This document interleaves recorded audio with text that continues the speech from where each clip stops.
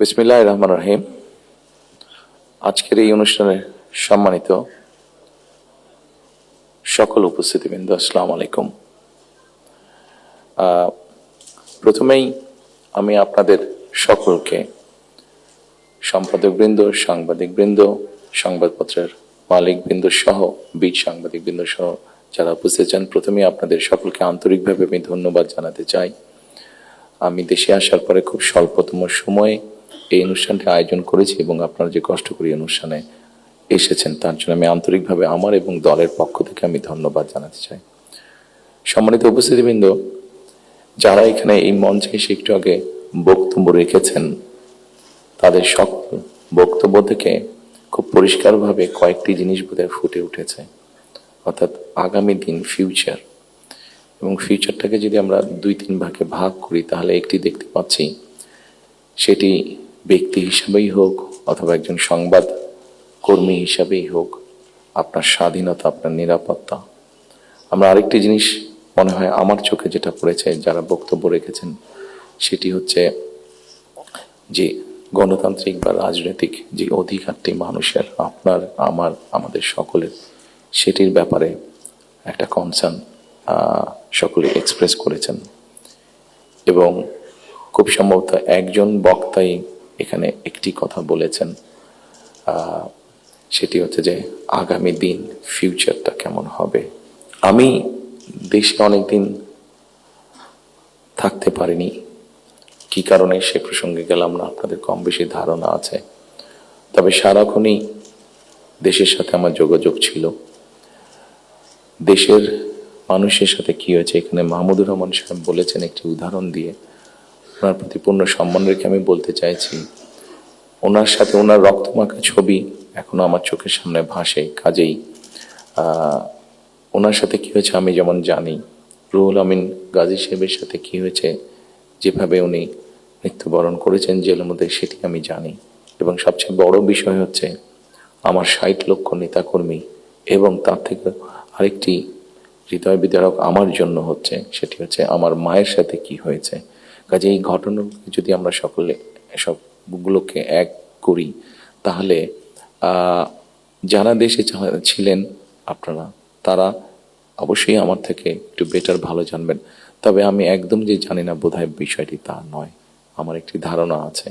সম্মানিত উপস্থিতিবৃন্দ, যে কথাগুলো প্রায় সকলেই বলে গিয়েছেন, এই কথাগুলো যদি আমরা আলোচনা করাই যাবে অনেকক্ষণ ধরে।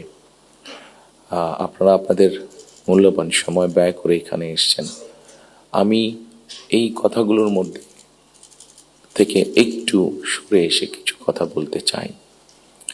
আমাদের সমস্যা ছিল, আমাদের সমস্যা আছে। অবশ্যই আমরা 5ই আগস্টের আগে ফিরে যেতে চাই না। আমি আমার অবস্থান থেকে যদি চিন্তা করি, আমার এক পাশে 1981 সালের একটি জানাজা, একই সাথে আমার এক পাশে 2025 সালের 31 ডিসেম্বরের একটি জানাজা, আর আমার আরেক পাশে 2024 সালের 5ই আগস্টের একটি ঘটনা।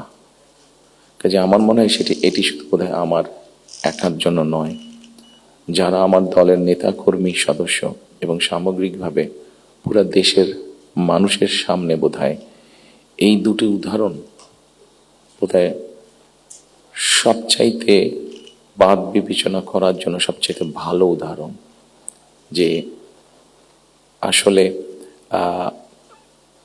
5ই আগস্টে ফিরে যাওয়ার কোনোই কারণ নেই আমাদের। প্রিয় উপস্থিতিবৃন্দ, হিংসা, প্রতিশোধ, প্রতিহিংসা একটি মানুষ, একটি দল বা যেভাবেই আমরা বিবেচনা করি, তার পরিণতি কি হতে পারে আমরা দেখেছি 5ই আগস্ট। এবং আমি সেজন্যই সকলকে অনুরোধ করব, দলমত নির্বিশেষে আমাদের মধ্যে মত পার্থক্য থাকবে, কিন্তু আমরা যদি চেষ্টা করি তাহলে সেই মত পার্থক্যের মধ্যে রেখে আলোচনার মাধ্যমে সেটি অনেক সমস্যার সমাধান হয়তো আমরা বের করে আনতে সক্ষম হব। কিন্তু কোনোভাবেই সেটি যাতে মত বিভেদের পর্যায়ে চলে না যায়। মত বিভেদ হলে জাতিকে বিভক্ত করে ফেললে কি হতে পারে আমরা দেখেছি। আজকে সেই জন্যই অনেকের মুখে অনেক হতাশার কথা আমরা শুনি, কিন্তু তারপরেও আশার কথা হচ্ছে যে তাদের কাছে ভবিষ্যতের চিন্তাও আছে, ভবিষ্যতের পরিকল্পনা আছে। এখানে একজন বক্তা বলেছেন, পানির কথা বলেছেন। ওনার সাথে আমার কিছুদিন আগে কথা ছিল, ওনার সামনে আমি আরো বিষয় তুলে ধরেছি। আমার দেশে ফিরে আসার পরে আমি যে কবার আমার বাইরে যাওয়ার একটু বেশি সুযোগ হয়েছে, আমি সাভারে গিয়েছিলাম, আরো কয়েকটি জায়গায় গিয়েছিলাম। আমার কাছে মনে হয়েছে নতুন প্রজন্ম একটি গাইডেন্স চাইছে, নতুন প্রজন্ম একটি আশা দেখতে চাইছে। শুধু নতুন প্রজন্ম না, আমার কাছে মনে হয়েছে প্রত্যেকটি প্রজন্মই মনে হয় কিছু একটি গাইডেন্স চাইছে। আমরা যারা রাজনীতিবিদ করি আমাদের কাছে হয়তো অনেক প্রত্যাশা, সকল প্রত্যাশা হয়তো বা পূরণ করা সম্ভব নয়, কিন্তু আমরা রাজনীতিবিদরা যদি 1971 সাল, 1990 সাল, 2004-এর 24 সালের 5ই আগস্ট এই সবগুলোকে আমাদের সামনে রেখে আমরা যদি দেশের স্বাধীনতা, দেশের সার্বভৌমত্বের জন্য কাজ করি, তাহলে নিশ্চয়ই আমার কাছে মনে হয় একজন রাজনৈতিক কর্মী হিসাবে আমি দৃঢ়ভাবে বিশ্বাস করি আমরা জাতিকে একটি সঠিক ডাইরেকশনে নিয়ে যেতে সক্ষম হব। আমি জানি না এটা কতটুকু রিলেটেড, একটি ছোট ঘটনা আপনাদের সামনে তুলে ধরতে চাই। আমাকে চিকিৎসার জন্য এই দেশ থেকে 2008 সালে চলে যেতে হয়েছিল যুক্তরাজ্যে। 2008 সালে যাওয়ার পরে 2010 সালে সেখানে প্রথমে একটি নির্বাচন আমি দেখেছিলাম। তো যেহেতু সেটি নির্বাচন ছিল, স্বাভাবিকভাবে রাজনৈতিক কর্মী হিসাবে আমার একটা ইন্টারেস্ট ছিল। টিভির সামনে বসে আমি ডিবেট দেখছিলাম। সেখানে দুজন নেতার মধ্যে, দুটি মেইন দলের নেতার মধ্যে, লেবার এবং কনজারভেটিভ, অনেকদিন ধরে লেবার ছিল, 2010 সালে নির্বাচনে কনজারভেটিভ আসে। তো দুই দলের দুই নেতার মধ্যে একটি আলোচনা হচ্ছিল।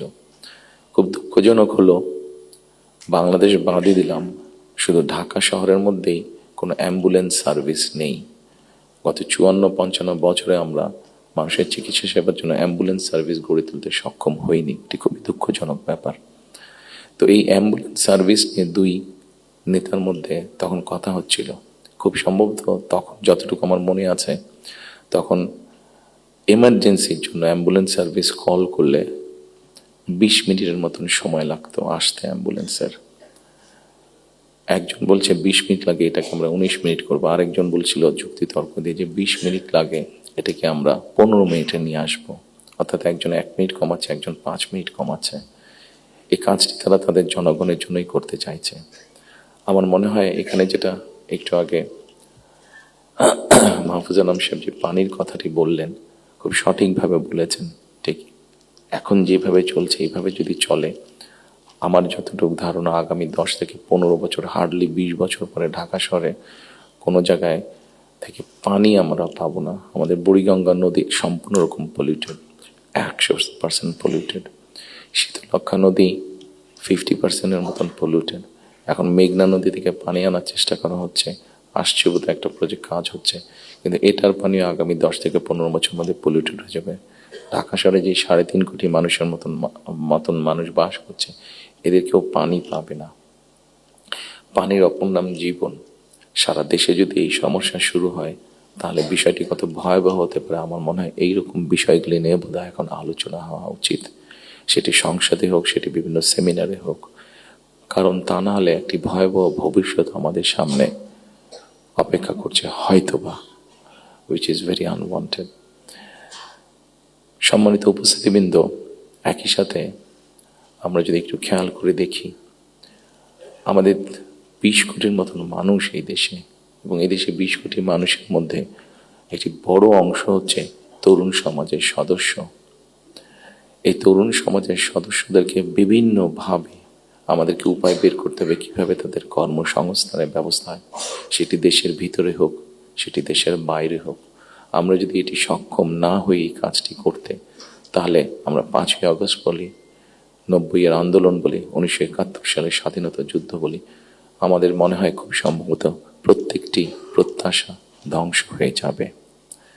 এখানে একজন সংবাদকর্মী, নারী সংবাদকর্মী, নারীর নিরাপত্তা বা নিরাপত্তা নিয়ে কথা বলেছেন উনি। আমরা মনে করি নিরাপত্তা শুধু নারীর না, নারী পুরুষ উভয়ের ক্ষেত্রে হওয়া উচিত। ছোট যদি একটি এক্সাম্পল দিই, খুব সম্ভবত বাংলাদেশে বছরে 7,000-এর মতন মানুষ, খুব সম্ভব গত বছর 7,000-এর মতন মানুষ রোড অ্যাক্সিডেন্টে মারা গিয়েছে। আমার কাছে বিষয়টি খুব অস্বাভাবিক লাগে। আমার ধারণা আপনারা যদি একটু চিন্তা করেন, আপনাদের প্রত্যেকের কাছে বিষয়টি অস্বাভাবিক লাগবে, কিন্তু ঘটনাটি ঘটছে, কোনো বছর বেশি, কোনো বছর কম। এই অস্বাভাবিক ঘটনাটি কেন ঘটবে? একজন মানুষ রোড অ্যাক্সিডেন্টে অধিকাংশ ক্ষেত্রে যারা মারা যাচ্ছে, আমরা যদি তাদের সামাজিক স্ট্যাটাসটা দেখি, খুব যে অবস্থাপন্ন লোক, যারা আর্থিকভাবে সচ্ছল, তারা যে মারা যাচ্ছেন তা না, কিন্তু যেই মানুষগুলো মারা যাচ্ছে সেই মানুষরা হয়তো তাদের ফ্যামিলির অনলি আর্নিং সোর্স। মারা যাওয়ার পরে সেই ফ্যামিলিটির কি হচ্ছে, অথবা লোকটি যদি পঙ্গু হয়ে যায়, মানুষটি যদি পঙ্গু হয়ে যায়, তাহলে তার ফ্যামিলির উপরে কি হচ্ছে, এই বিষয়টি বোধহয় আমাদেরকে নজরে আনা উচিত। এরকম অনেকগুলো বিষয় আছে, যে বিষয়গুলো আমার মনে হয় রাজনৈতিক দলগুলোর মধ্যে চিন্তা ভাবনা হওয়া উচিত। এখানে শাইখ সিরাজ সাহেব বসে আছেন, ওনার একটি বিখ্যাত প্রোগ্রাম আছে কৃষি সংক্রান্ত। কৃষকদের কি অবস্থা এখন, সেই বিষয়টি বোধহয় আমাদেরকে বিবেচনা করা উচিত। উনি ভালো বলতে পারবেন। আমার যতটুকু ধারণা আছে যে মানে সরাসরি জমিতে কৃষিকাজের সাথে জড়িত জমির মালিক এরকম কৃষকের সংখ্যা প্রবাবলি 1.5 কোটির মতন সারা বাংলাদেশে, 1,50,00,000-এর মতন। এর মধ্যেও ডিফারেন্ট ক্যাটাগরির কৃষক আছে।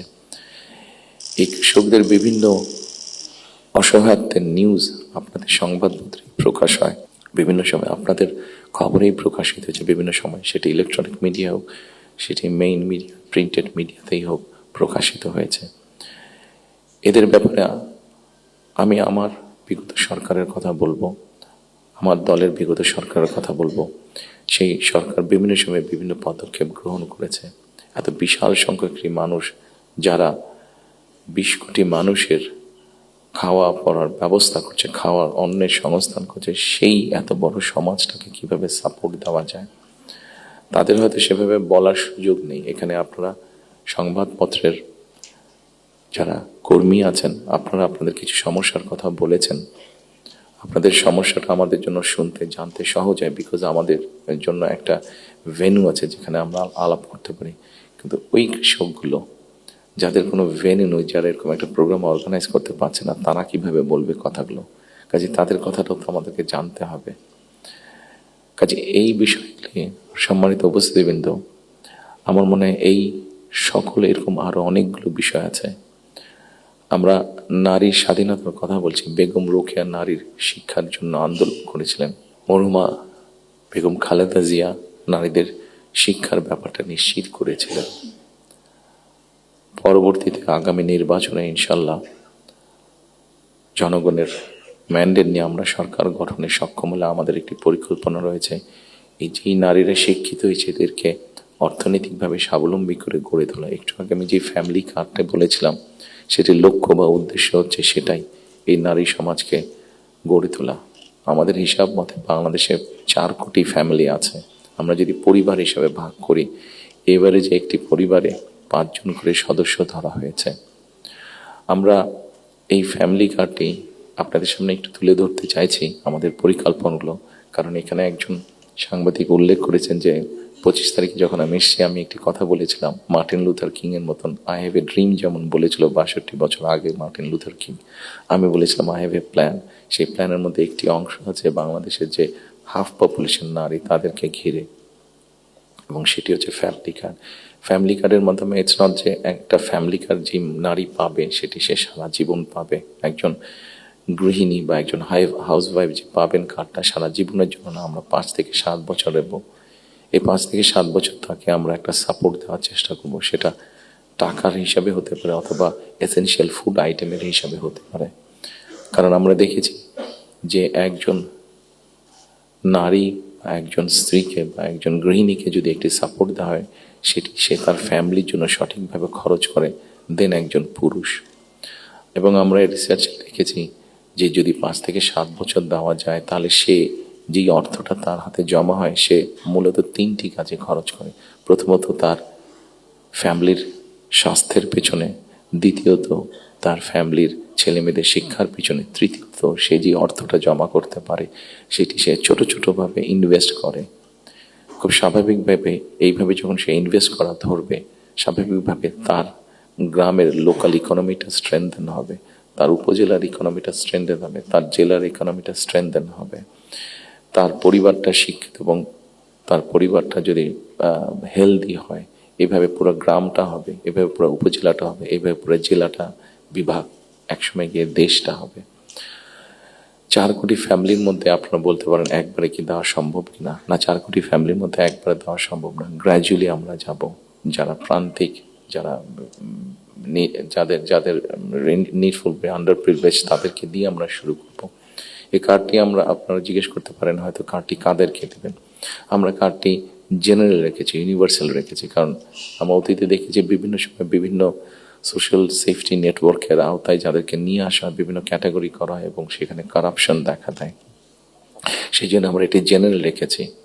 এটি একজন গ্রামের কৃষকের স্ত্রী যেমন পাবে, ইমাম সাহেবের স্ত্রী যেমন পাবে, প্রাইমারি স্কুলের শিক্ষকের স্ত্রী যেমন পাবেন, ঠিক একইভাবে ডিসি সাহেবের স্ত্রীও পাবেন, এসপি সাহেবের স্ত্রীও পাবেন। তবে আমরা দৃঢ়ভাবে বিশ্বাস করি ডিসি সাহেবের স্ত্রী বা এসপি সাহেবের স্ত্রী নিশ্চয়ই ওনারা নেবেন না, কারণ ওনাদের ওটি প্রয়োজন হবে না। করাপশনটাকে যাতে মানে একটা স্প্রেড না করে, করাপশনটা যাতে স্বাভাবিক একটা পর্যায়ে থাকে, কিছু তো অ্যানোমালিজ হতে পারে, সেটি আমরা গ্র্যাজুয়ালি ঠিক করব। ঠিক এভাবে কৃষকদেরকে হেল্প করার জন্য আমরা কৃষি কার্ড করেছি। একটি বড় সমস্যা হচ্ছে হেলথ ইস্যু। বাংলাদেশে 20 কোটি মানুষ, আমরা স্লোগান দিয়ে হয়তো বলতে পারি যে সকলের জন্য স্বাস্থ্যর ব্যবস্থা করব, আমরা সকলকে স্বাস্থ্য সুবিধা আমরা দিব। এখানে আপনারা অনেকেই আছেন যারা আপনারা ইউকেতে গিয়েছেন, যেহেতু আমি ইউকেতে অনেকদিন ছিলাম, স্বাভাবিকভাবে আমি তাদের বিষয়টি আমার নজরে বেশি পড়েছে। তাদের ওখানে বৈধভাবে যে কোনো মানুষ থাকে, তাকে তারা পূর্ণ হেলথ সার্ভিস দেয়, সেটা যে কোনো ধরনের, সেটা বাইপাস হোক, কার্ডিয়াক হোক, ক্যান্সার হোক, সব রকম চিকিৎসা তারা দেয়। এখন আমরা কিন্তু এখন দেখা যাচ্ছে যে এই কাজটা করতে গিয়ে ইউকের মতন দেশগুলো, ইউরোপের যে ডেভেলপ দেশগুলো আছে, তারাও হিমশিম খাচ্ছে। তারা এখন যেটা চাচ্ছে সেটা হচ্ছে প্রিভেনশন। তারা হিসাব নিকাশ করেছে যে একজন মানুষ অসুস্থ হলে তাকে যদি হাসপাতালে নিয়ে আসা হয়, তাকে যদি ওষুধ দেওয়া হয়, ডাক্তার, নার্স, হসপিটালে বেড, সব কিছু, তাতে খরচ অনেক বেশি হয়। কিন্তু যদি প্রিভেনশন করা হয়, মানুষকে যদি সচেতন করা হয় যে এই খাবারগুলো খেও না, তাহলে তুমি কিডনি প্রবলেম হবে না, এই খাবারগুলো খেও না তাহলে তোমার হার্ট প্রবলেম হবে না, এই খাবারগুলো খেও না তাহলে তোমার ডায়াবেটিক হবে না।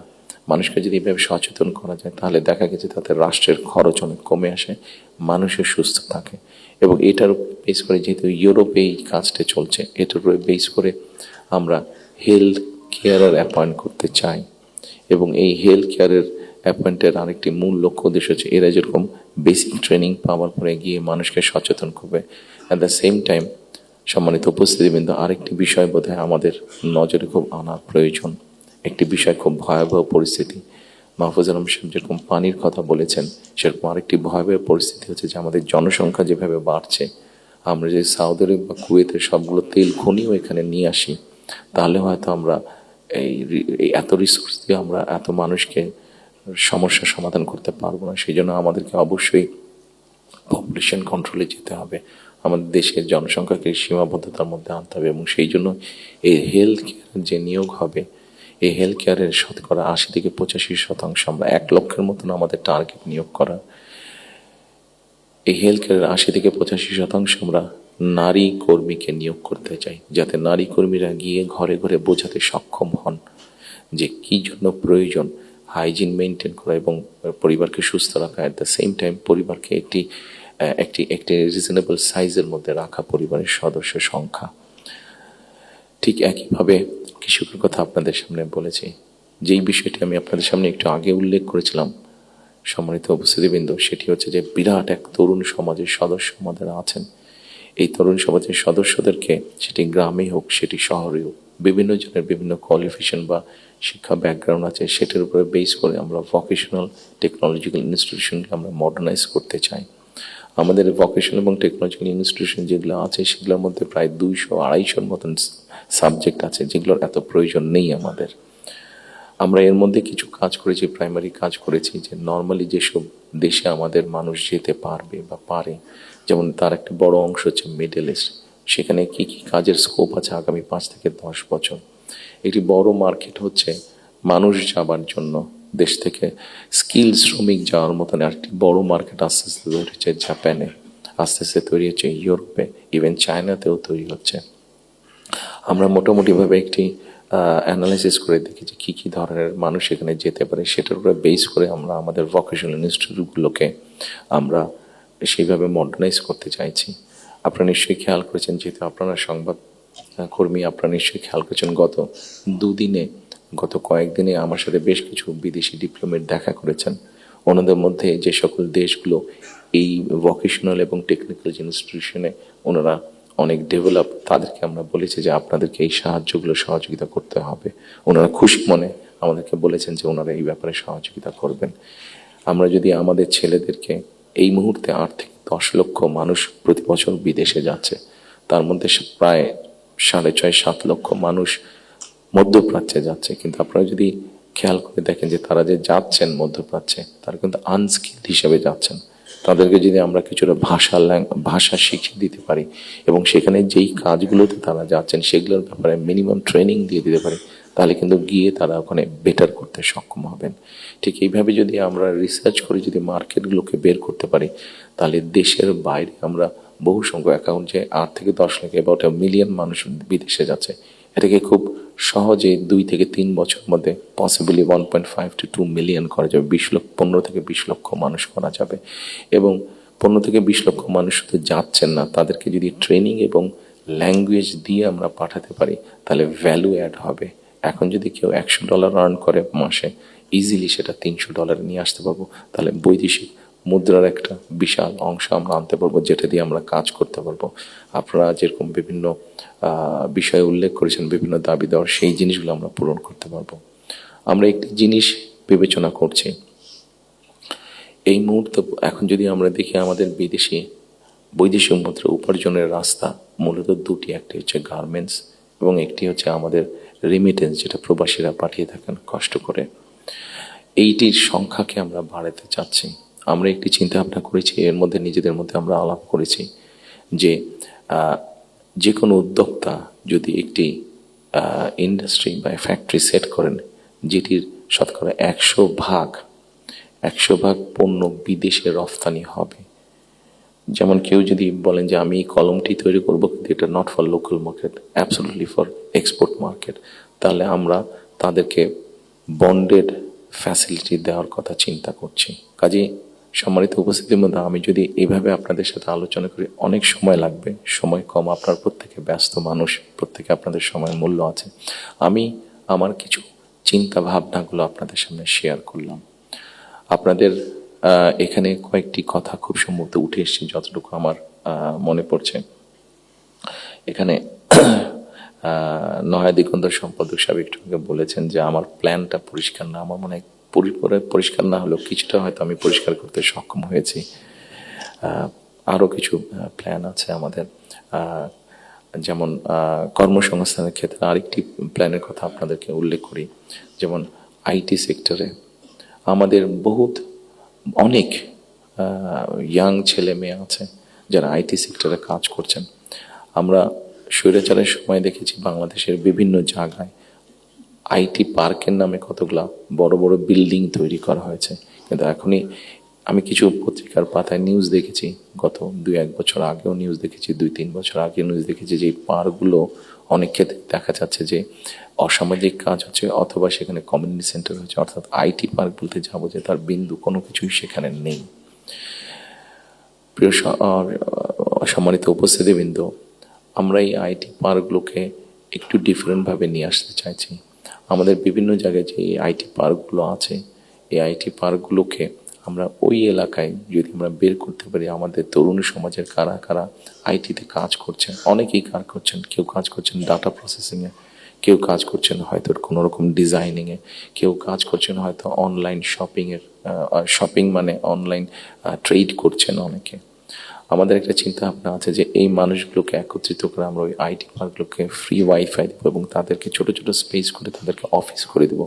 এখন হয়তো তারা হলে যারা থাকছেন, যদি স্টুডেন্ট হয়ে থাকেন হলে বিছানার উপরে কাজ করছে, তাহলে মেসে থাকলে মেসের ওই ছোট্ট কোনায় কাজ করছে, অথবা বাসায় থাকলে হয়তো বিছানার উপরে বসে কাজ করছে, অথবা ছোট্ট একটা টেবিল চেয়ার নিয়ে কাজ করছে। কিন্তু আমরা যদি তাদেরকে একটা স্পেস করে দিতে পারি, তাহলে কিন্তু তারা তাদের বিজনেসটা অনেক ফ্লরিশ করতে পারবে এবং স্বাভাবিকভাবে তার বিজনেস যখন ফ্লরিশ হবে, সে তখন আরও হয়তো তার মতন আরও কয়েকজনকে একসাথে নিয়ে আরও একটু বড় কোম্পানি করবে। অর্থাৎ এই সবগুলো সম্ভাবনার কথা বলছে এবং এই সম্ভাবনার কথাগুলো অবাস্তব নয়। আমরা চেষ্টা করলে এই সম্ভাবনাগুলোকে আমরা বাস্তব রূপ দিতে পারবো। ঠিক একইভাবে আজকাল ফেসবুকে গেলে অথবা টিকটকে গেলে আমরা দেখি আমাদের তরুণ সমাজের সদস্যরা অনেকে অনেক প্রতিভাবান, বিভিন্ন রকম কন্টেন্ট তারা মেক করছেন। এই কন্টেন্ট মেক করতে গেলে সরকারের কিছু পলিসি আছে, যে পলিসিগুলো ঠিক করতে পারলে তাদের জন্য বেটার হবে, তাদের ইনকামটা বেড়ে যাবে। ইন্টারন্যাশনাল গেটওয়ে যে আছে, যেখানে কারেন্সি আসে বা যায়, এখানে কিছু সমস্যা আছে, পেপাল সহ এরকম যেগুলো আছে, আমরা এরই মধ্যে তাদের সাথে কথা বলেছি যে কিভাবে এই সমস্যাগুলো সমাধান করা যায়। অর্থাৎ যারা আমাদের অনলাইনে কাজ করবে বা কন্টেন্ট মেক করবে, এরা যে যাবে, এরা যে অ্যাড হবে, যে ইনকামটা তাতে আসবে, সেটা কিভাবে সহজে তাদের কাছে এসে পৌঁছতে পারে, এ ব্যাপারে আমরা তাদের সাথে মোটামুটিভাবে আলাপ করেছি। ইনশাল্লাহ আমরা গভর্নমেন্ট ফর্ম করতে পারলে এই ব্যাপারটা আমরা দ্রুততার সাথে করতে তখন সক্ষম হব এই সমস্যাটার সমাধান করতে। সম্মানিত উপস্থিতিবৃন্দ, আমাদের সামনে আপনারা এখানে অনেকে উপস্থিত আছেন যাদের অনেক লম্বা অভিজ্ঞতা আছে দেশ স্বাধীনের পর থেকে।